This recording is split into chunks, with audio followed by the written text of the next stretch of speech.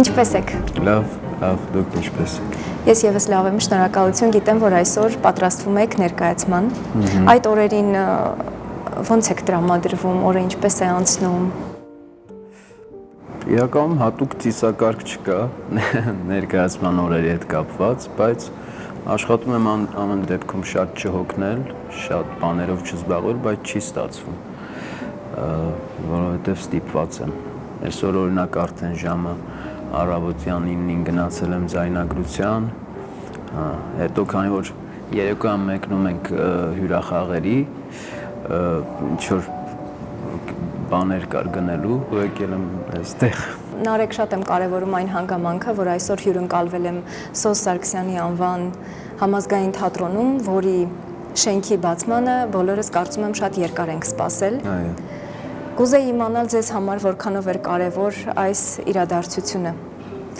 Դե բնականաբար շատ կարևոր էր ու շատ սպասված։ Իմ ավագ ընկերների համար իհարկե ավելի սպասված, օրինակ Դավիթ Հակոբյանի համար ամենասպասված, որովհետև ինքը այն ամենակունքից սպասել է այդ շենքին։ Նախ մեր աշխատանքը ճիշտ չէին կարողանում կազմակերպել այն շենքում, որովհետև դե ուսանողների հետ համատեղ էինք աշխատում եւ փորձերը շատ խառը գրաֆիկով էինք անում, գիշերը 4-ին, 2-ին, չգիտեմ, շատ դժվար էր ու շատ հոգնեցուցիչ, բայց դա էլ իր յուրահատկությունն ուներ, այդ ծանր պայմաններում աշխատելն էլ, չգիտեմ, դա էլ իր կոփում է մի տեսակ էլի, հիմա այստեղ ավելի հանգիստ ենք, չնայած որ գրեթե ամեն օր խաղում ենք, բայց աշխատանք ավելի կազմակերպված է։ Ընդհանրապես այս շենքը ես կարևորում եմ նաև ոչ թե մեզ համար միայն, այլ մեր հանրապետության համար որպես շատ կարևոր երևույթ, որովհետև անկախ Հայաստանում ծնված թատրոնի համար նոր շենք չի կառուցվել։ Այդ առումով նաև ինքը պատմական երևույթ է այս շենքը։ Ավելի քան վստահ եմ, որ այն կծառայի իր նպատակին եւ կշարունակի այն ավանդույթները, որոնք 35 տարի առաջ ձևավորել է համազգային թատրոնը։ Նարեկ, դուք խաղացել եք տարբեր թատրոններում, համագործակցել եք թատերախմբերի հետ, անձամբ ես ձեր դերասանական տաղանդին ծանոթացել եմ հենց համազգայինում, որտեղ աշխատում եք 2010 թվականից։ Այո։ Կպատմեք ինչպես մուտք գործեցիք այս թատրոն, ինչպես սկսվեց այդ ամենը, այդ գեղեցիկ կանաչ ճանապարհը, որը մինչ օրս անցնում եք։ Բացի այն, որ ես իհարկե Սոս Սարգսյանի արվեստանոցում էի սովորում, բայց մի օր այնպես ստացվեց, որ ներկայացում էր բեմադրվում համազգայինում եւ ես երևի երկրորդ կուրսի ուսանող էի կամ երրորդի սկիզբ չեմ հիշում։ Ինձ ասեցին իջի Սաթենիկ Մաթեոսյան բեմադրում էր ուրեմն Հրանտ Մաթեոսյանի կայարանը, ասեցին իջի, քեզ ուզում են տեսնեն, ինչ-որ դեր կա մի խոսքով իջի կարդա, իջա այդ դերը կարդացի, այդ ներկայացման մեջ ինձ ընդգրկեցին, այդպես կամաց սահուն ընդգրկվեցի համազգային թատրոնի կազմում, իհարկե հետո գնացի ծառայության, բայց ծառայում էի գործուղմամբ էի ծառայում, այսինքն գալիս էի թատրոնում, խաղում էի, փորձեր էի անում, հետ էի գնում ծառայության, այսինքն 10 թվականից ես համազգայինում եմ։ Համազգային թատրոնում են նաև ձեր ավագ գործընկեր ուսուցիչները, որքանով ես եմ տեղեկացված, մինչև թատերական ինստիտուտ ընդունվելը ձեզ հետ մասնագիտական դասեր է անցկացրել Արման Նավասարդյանը, իսկ թատերականում արդեն Դավիթ Հակոբյանը։ Այդ զգացողությունը պարտավորեցնող ինչ-որ բան կար, երբ նրանց կողքին նույն բեմում պետք է հանդես գալ։ Դե իհարկե, ավելի սովորական է դարձել, քանի որ հիմա այդ պատնեշը չկա դասախոսի, այլ գործընկերների ավելի շատ հարաբերություններ են հիմա, չնայած տարիքային տարբերություններին, բայց այդ ժամանակ իհարկե պարտավորեցնող էր։ Ես Տավուշի մարզից եմ ու դե այնտեղ այն ժամանակ հյուրախաղերով գրեթե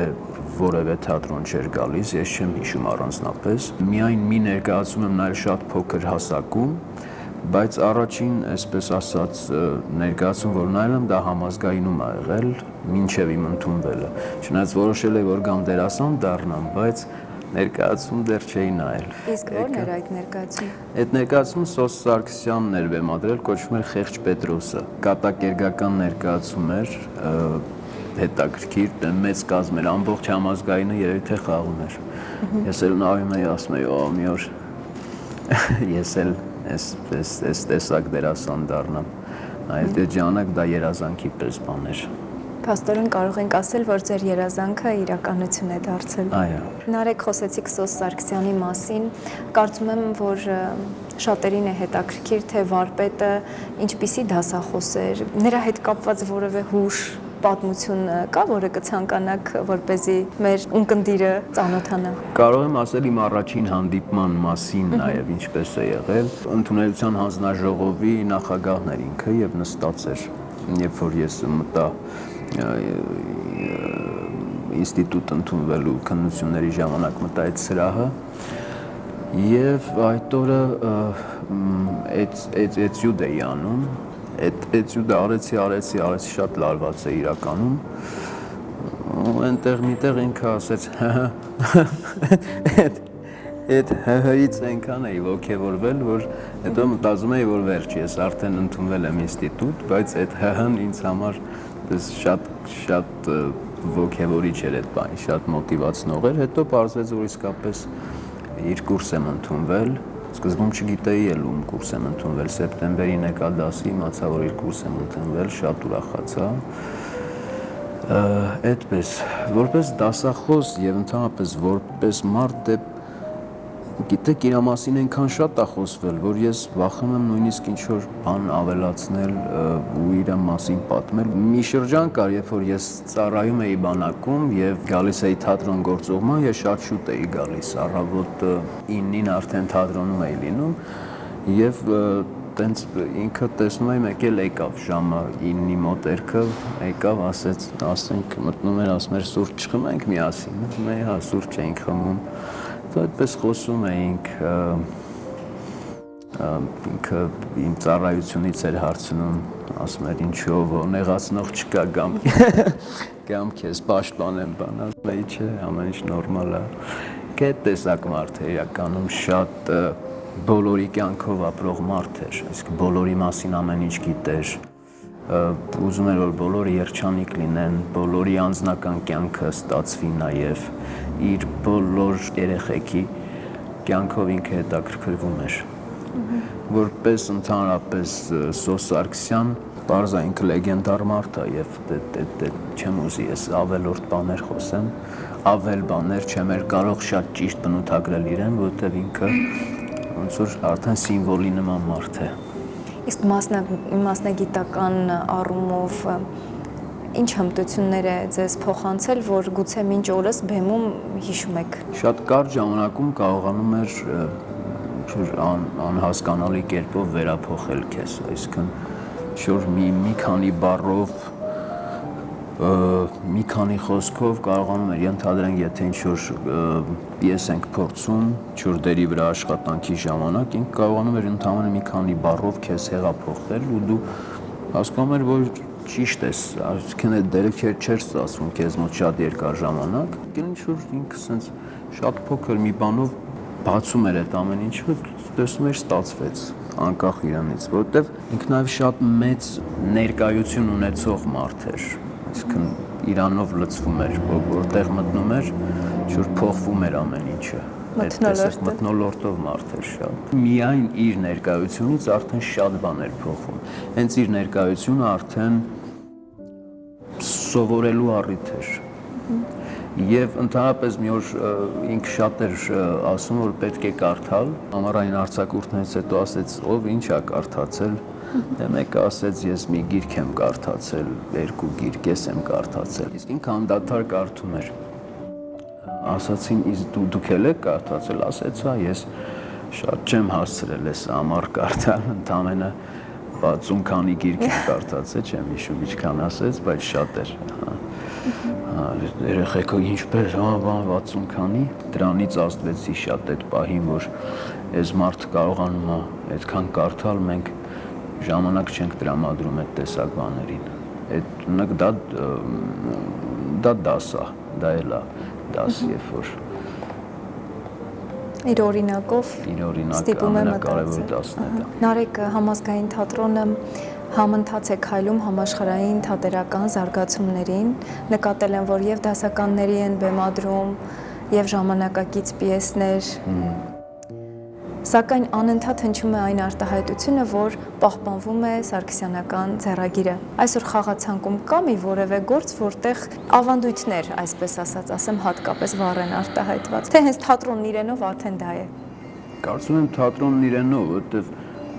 ճիշտն ասած, այս պահին չեմ կարող բնորոշել, թե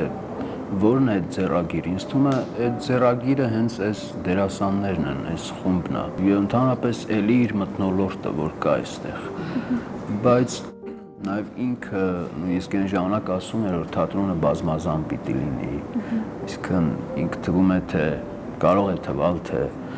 այսպես ավանդապաշտ մարդ էր շատ, բայց նաև ժամանակակից հայացքներ ուներ շատ հարցերում թատրոնի հետ կապված։ Ու ինքը գիտեր, որ պետք է երիտասարդները նոր փորձեր անեն, նոր ձևեր գտնեն, թատրոնը պետք է բազմազան լինի, չի կարող միատեսակ լինել։ Կարծում եմ հենց մեր թատրոնի յուրատկությունը այդ դերասանախումբն է։ Այդ դերասանախումբը, որի հիմքը ինքը դրել է, այդ հիմքը շատ ուժեղ կա ու մնացածն էլ յուրաքանչյուր նոր մարդ էլ որ գալիս է մեր թատրոն, որ չի էլ շփվել իր հետ, միևնույնն է, դառնում է այդ խմբի մասը։ Ինչպես դուք եք հաճախ։ Եթե չի դառնում, երևի թե հեռանում է։ Իրան ոչ մեկ չի ասում գնա, բայց երևի զգում են, որ չեն մերվում, բայց շատ բաց է մեր խումբը, ինքը պես բանի նման չի, փակ տեղ չի։ Համայնք չի փակ։ Ընտանիք, բայց պատրաստ ընդունելու նաև երիտասարդներին։ Ասացիք, որ Սարգսյանը կարևորում էր բազմազանությունը, այդ բազմերանգությունը կա նաև ձեր կերպարներում։ Մի քանի ներկայացում անձամբ եմ դիտել, որոշ ներկայացումներից հատվածներ, կերպարները շատ են, օրինակ Համլետ, որի համար տարիներ առաջ դուք մոնո ներկայացումը, տեղեկացված եմ արտավազդի եք արժանացել, Դադլի, Կորնյուդե, Դագլաս, Փոլ, Անթե եւ այլն։ Ձեզ միշտ է հաջողվում լիարժեք հասկանալ հերոսին եւ մտերմանալ նրա հետ։ Աշխատում եմ, որ միշտ հաջողվի, բայց չգիտեմ, իրականում դա դուք դե ասեք, ես չեմ կարող ասել։ Ամեն դեպքում ես ամեն ինչ անում եմ, որ այն կերպարը, այն դերը, որի վրա աշխատում եմ, փորձեմ լիովին հասկանալ իրեն, փորձեմ հնարավորինս համոզիչ երևի ներկայացնել իրեն, ավելի ճիշտ մարմնավորել, ոչ թե խաղալ ուղղակի։ Փոքրիկ սևահեր աղջիկ, բարի աչքերով, երբ դանակդ գործածելու ժամանակը գա, ես չեմ ցնցվի ու չեմ մեղադրի քեզ։ Ես կվարեմ մեքենաս, ծովափին միայնակ։ Արմավենիները կորորվեն քամուց, տգեղ հաստաբուն արմավենիները։ Մեկը կծնվի, մյուսը կմեռնի։ Փոխարեն ես չեմ մեղադրի քեզ։ Գիտեք, դերասանների կյանքում տարբեր շրջաններ են լինում, ինձ զարմացրեց մի հայտարարություն, որը շատ տարիներ առաջ արեց Նիկոլաս Քեյջը, ասելով, որ ես հեռանում եմ կինոյից, որովհետև այլևս չեմ գտնում սահմանը իմ եւ հերոսի միջև, ես իմ անձը կորցրել եմ։ Գուցե նա ծայրահեղության էր հասել իր դերերի մեջ, հետո իհարկե վերադարձավ։ Ձեզ մոտ եղել է որևէ հերոս, կերպար, որին դուք այնքան եք ձուլվել, որ դժվարությամբ եք բաժանվել։ Չէ, դե կարծում եմ դա ավելի շատ կինոյի յուրահատկությունն է երևի, ոչ թե թատրոնի, որ չգիտեմ մի 3 ամիս ինչ-որ կերպարով են զբաղված ու այդ իրականությունից գուցե կտրվեն, բայց թատրոնում, քանի որ ես այսօր ստիպված եմ խաղալ մի դեր, վաղը մի ուրիշ ներկայացում են, մյուս օրը մի ուրիշ ներկայացում, ես դրա առանձնապես ժամանակն էլ չունեմ, որ կապվեմ այդ դերին ու իհարկե կերպարներ կան, որ հետք են թողում շատ, բայց այդպես ժողովրդական լեզվով ասած դերի տակ մնալու վտանգ չեմ զգացել երբեք ու աշխատում եմ, որ չլինի այդպիսի բան, որովհետև շատ վտանգավոր բան է դա։ Այսինքն մարդ դու կարող ես դառնալ ինչ-որ պահից միատեսակ դերասան։ ինչ հեշտ ստացվի քեզ մոտ, դա էլ անես։ Այսինքն մնաս այդ դերի մեջ ու անընդհատ այդ շրջանով պտտվես։ Շատերին են իմիջայլոց մեղադրում նման Երևի բնական բան է, բայց ուղղակի պետք է երևի ուշադիր լինել։ Դերասանն ինքը պիտի ուշադիր լինի այդ տեսակ բաներին։ Եթե մի հեղինակից մի քանի գիրք ես կարդում,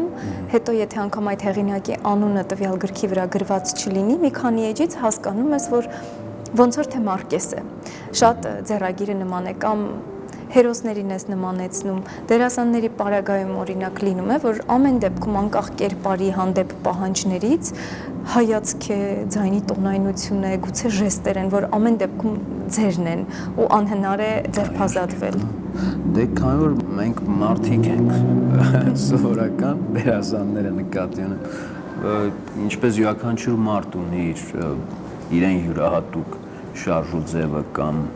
միմիկան, ժեստերը, այդպես էլ մենք ունենք, բայց մեր ախր գործն է, որ մենք պիտի հսկենք, որ մենք պիտի մեր մեջ կառուցենք այդ ճանապարհը, որ աշխատենք չկրկնվել, հիշենք ինչ ենք արել, ինչ այստեղ ինչ ձևի ենք եղել, այստեղ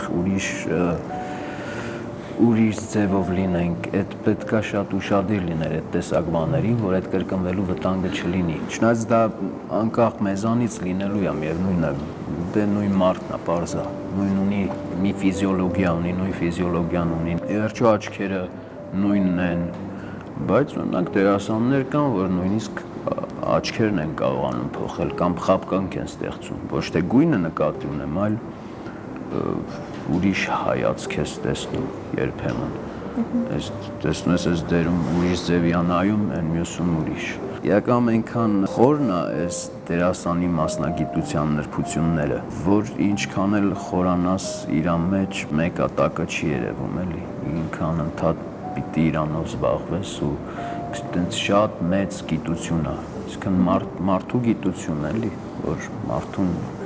ինչքան էլ ուսումնասիրես, միևնույնն է, չես հասկանում ինչ է վերջինը։ Հավանաբար ինչպես մենք ենք մեզ սովորական մարդը նկատի ունեմ անկախ մասնագիտությունից տարբեր իրավիճակներում իրեն բացահայտում է, այնպես էլ դերասանը իր տարբեր կերպարներում գուցե նոր դրսևորումներ է գտնում։ Հիշեցի փափլիկ ներկայացման մեջ դրվագը, երբ դուք աստիճաններով բարձրանում եք, հետո ընկնում եք, հետո բարձրանում եք, ուղղակի հանճարեղ էր։ Ձեզ համար կան, այսպես ասած, առանձնացված դրվագներ, որ բավականություն եք ստանում, ուղղակի մոռանում եք, որ բեմում եք, որ կա հանդիսատես։ Իրականում երևի չեմ մոռանում, որ բեմում եմ ու կա հանդիսատես, ու կարծում եմ երևի թե լավ է, որ չեմ մոռանում։ Որովհետև ամեն դեպքում պետք է հիշել, որ դու այդ պահին ցես մի քիչ կոպիտ է հնչում, բայց աշխատանք ես անում միևնույնն է, այսինքն քո կենտրոնացումը երբեք քեզ չպիտի լքի, միշտ պիտի այդ տարածքը զգաս ու իմանաս ինչ ես անում, բայց երևի թե դրան այդ մոռանալու նման ոչ թե մոռանալ, այլ պահեր են լինում, որ դու ինքդ մեծ հաճույք ես ստանում, որ ֆուտբոլիստը գոլ է խփում, այդ պայն հաճույք է ստանում, մոտավոր տենց հաճույք էլի, կամ հենց ավելի լավը գուցե, չգիտեմ, երբ որ դերասանի ու հանդիսատեսի միջև պահեր է լինում, որ մի հատ անտեսանելի էներգիա է ստեղծում, որ այդ ենթադրում եմ ուրիշ ոչ մի մասնագիտություն հնարավոր է եւ չունենա այդ հաճույքը, չգիտեմ, բայց կան այդպիսի պահեր լինում են, էլի։ Մի առիթով շատ գեղեցիկ մեջբերում եք արել հենց դուք Դավիթ Հակոբյանի խոսքերը։ Հակոբյանը նշել է, որ արվեստը սիրո եւ սիրո բացակայության մասին է։ Հա, այդ միշտ ասում։ Եթե խոսենք արդեն նեղացրած թատրոնի մասին, ինչի մասին է թատրոնը ձեզ։ Դե դրա էլի, հա, թե բոլոր թեմաները այդ դրա շուրջ են պտտվում։ Իրականում դե կարող ենք ասել մարդու մասին է, չգիտեմ, երևի թե մարդու, բայց այդ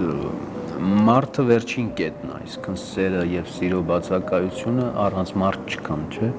Մարդու մասին է, իրեն հնարավոր չի մինչեւ վերջ բացահայտել։ Այդպես էլ թատրոնը անհնար է մինչեւ վերջ բացահայտել։ Ինքը իրականում շատ յուրահատուկ արվեստի տեսակ է։ Մենք հաճախ ասում ենք, որ երաժշտությունն է աստվածային իսկապես արվեստը մաքուր կամ երևի գեղանկարչ, չգիտեմ։ Բայց թատրոնն է երևի դա, որովհետև ասեմ ինչու, որովհետև թատրոնը նախ այդ ամեն ինչ ունի, լավ ներկայացումներ կան, երբ որ ամեն ինչ իր տեղում ոնց որ լինի, սենց որ աստվածային ներդաշնակություն լինի այդ ներկայացման մեջ, այդ շատ քիչ է ստացվում տենց, բայց այ հենց դա արվեստ է։ Դե մենք ամեն ինչին ասում ենք արվեստ, ինձ համար ներկայացումը ինքնին արվեստ չի արդեն, եթե թատրոնը որևէ ներկայացում է խաղում, դա չի նշանակում ինձ համար հենց արվեստ։ Արվեստը բարձրագույն այսինքն արդյունքն է։ Իսկ ես դուր են գալիս այն փոփոխությունները, որոնք տարեց տարի տեղի են ունենում թատերաշխարհում։ Նոր ձևեր, օրինակ մի դերասանուհի վերջերս ասաց, որ ինքը դժվարությամբ է թատրոն գնում, որովհետև չափազանց շատ լուսային լուծումները, էկրանային դրսևորումները, որոնք կան բեմում, մոռացնել են տալիս գուցե Շեքսպիրյան հին ավանդական թատրոնը, որի կարիքը ինքը զգում է։ Հիմա զարգացումը չեմ կարող գնահատական տալ մեր թատերական աշխարհի, կարծում եմ իհարկե անխոս որ շատ առաջ են գնացել ինչ որ էինք, որտեղ մի շրջան մի քիչ այսպես փոսի մեջ էր հայկական թատրոն, բայց մի սերունդ եկավ Դիցուք Նարինե Գրիգորյանը, որ բան փոխեց ինքը ուղղակի իրենով։ Դա երևի ավելի անհատական է երևի այս զարգացումը թատերական, այլ ոչ համընդհանուր եւ գաղափարական։ Երբեմն վախ կա, որ այս մարդիկ եթե չլինեն, այս մարդը գուցե էլի դառնա այսպես մի քիչ ճահիճանման այդ ամեն ինչը։ Այդ վտանգը կա անհատի։ Հասկանում եմ նաև որ մեծ իմաստով միշտ այդպես է եղել, անհատներն են զարգացրել ինչ-որ ճյուղ, բայց այս դեպքում չգիտեմ, մենք ունենք արդյոք այդ դաշտը, այդ ամբողջ թատերական դաշտը արդյոք առաջ է գնում, թե չէ, մի քիչ այդքան էլ վստահ չեմ, գուցե մասամբ, գուցե էլի մի քանի թատրոն, բայց ընդհանուր առմամբ գուցե եւ այդպես չգիտեմ, ուզում եմ լավատես լինել, բայց շատ հարցերում գուցե դերասանները ավելի քիչ են պատրաստված երիտասարդ նոր ավարտող եւ ավարտած, քան պիտի լինեին, բայց ամբողջ խնդիրը միայն ինստիտուտի մեջ էլ չի, այսինքն նաեւ դա ինքնակրթվելու խնդիր կա այստեղ, զարգացում ապրում է այս պահին հայկական թատրոնը, թեկուզ եւ անհատների շնորհիվ։ Համազգային այն թատրոններից է, որը շատ է շրջագայում։ Հյուրախաղեր, մասնակցություններ տարբեր փառատոների, հանդիպումներ, հաշվի առնելով, որ հրավերները շարունակական են, ենթադրում եմ, որ նաև արտերկրում է սիրվում հայկական թատրոնը։ Ինչպես է այն ընդունվում, ինչ արձագանքներ եք լսում հենց տեղում, ըստ ձեզ ինչ յուրահատկություն ունենք մենք։ Շատ է պատահել, որ ասել են ոնց Հայաստան թատրոն կա, այս տեսակ թատրոն կա, մենք չգիտենք, նույնիսկ Ռուսաստանում են դա ասել, որ թումա թե պիտի իմանային, բայց իրանք զարմանում են, անհամեջ չեն չի, երբեմն վախենում են, այսինքն իրանք մեզ մի քիչ երևի մատների արանքով են նայում, հատկապես վերջին տարիներին հայկական թատրոն դրսում սկսել են արդեն լուրջ ընդունել իսկապես, մինչև այդ երևի չգիտեմ, դա երևի անհատական դեպքեր են եղել ավելի շատ, հիմա արդեն շատ ավելի տա Աստված, որ կարողանանք միջազգային կապեր ունենալ շատ, ընդհանրապես հայ թատրոնը, ոչ թե միայն մենք, որ միջազգային ասպարեզում շատ մեր յուրահատուկ տեղ ունենանք։ Խորհրդային շրջանում մենք ունեցել ենք երևելիներ, որոնք անհատապես ներկայացել են եւ մեծ իհարկե գնահատական, բայց անկախ Հայաստանում այդպես չի եղել, նոր է երևի թե այդպես դառնում։ Կարող սխալվում եմ, չգիտեմ, Նայեն ասեն ինչ ասում այստեղ եմ, բայց այդ իմ դիտարկումներն այդպես եմ ես տեսնում։ Այս նոր շենքում համազգայինը իր գործունեության նոր փուլը ազդարարեց մի քանի առաջնախաղով, Սուրբ Անտոնիոսի հրաշքը, Քարը, այնուհետև Պենելոպե, որում ձեր դերակատարման համար Անթեի Դուք օրերս արժանացաք Արտավազդ մրցանակի լավագույն դերասան անվանակարգում։ Գիտեմ, որ այս հարցը շատ է հնչում, ամեն դեպքում հետաքրքիր է։ Ինչ փոխվեց այդ։ Չի փոխվում։ Ամեն անգամ մրցանակ ստանալիս արդեն սովորական է դառնում, թե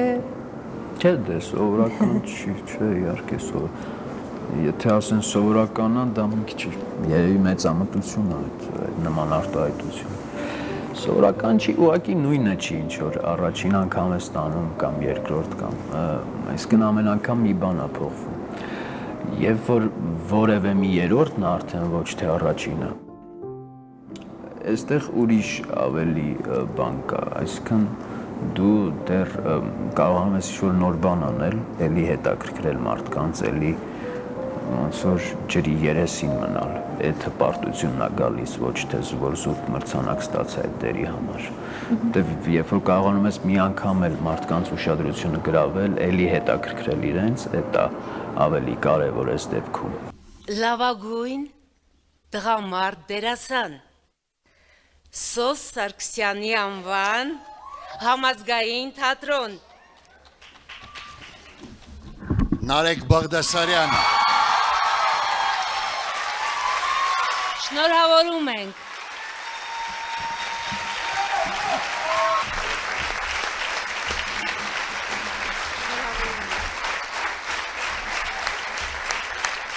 հենց Պենելոպեի առաջնախաղին թատրոնի գեղարվեստական ղեկավար Նարինե Գրիգորյանին, որին կրկին իմ սերը կխոստովանեմ,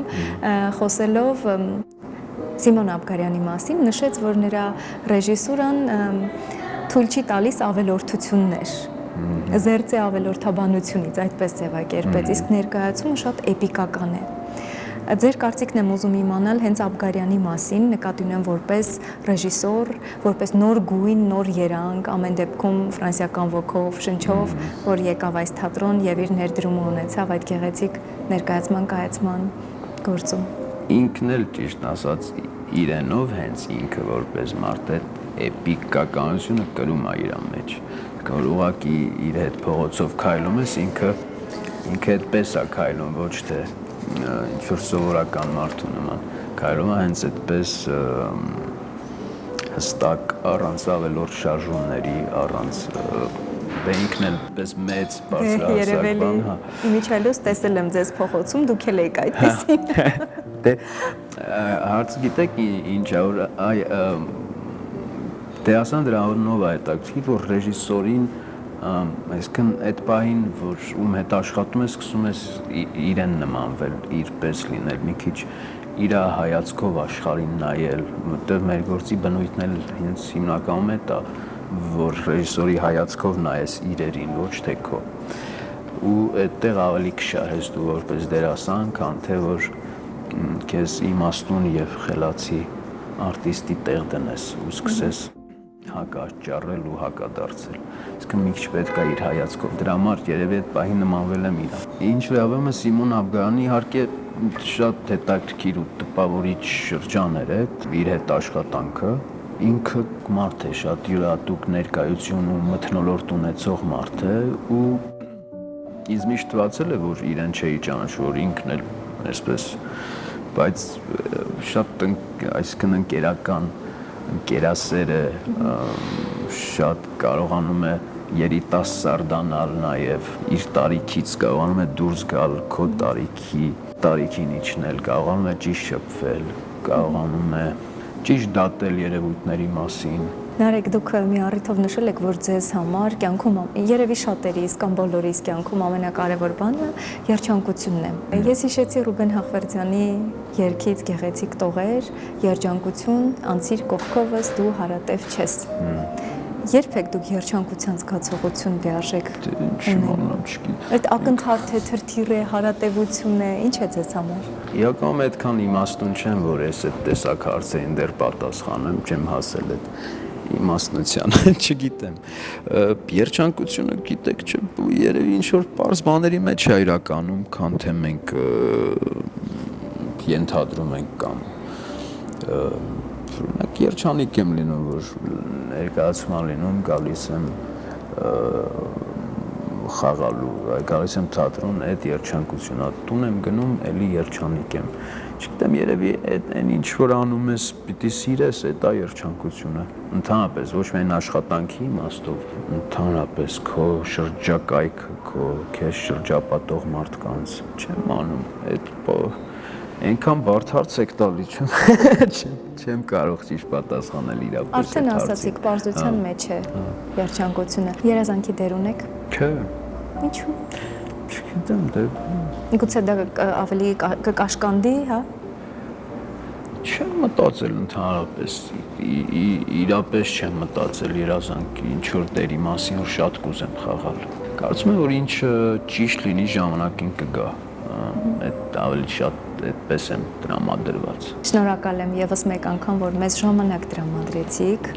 Կսպասենք նորանոր դերերի, դրսևորումների։ Ձեզ էլ շնորհակալ եմ շատ։ Եվ մինչ հանդիպում։ Շնորհակալ եմ շատ։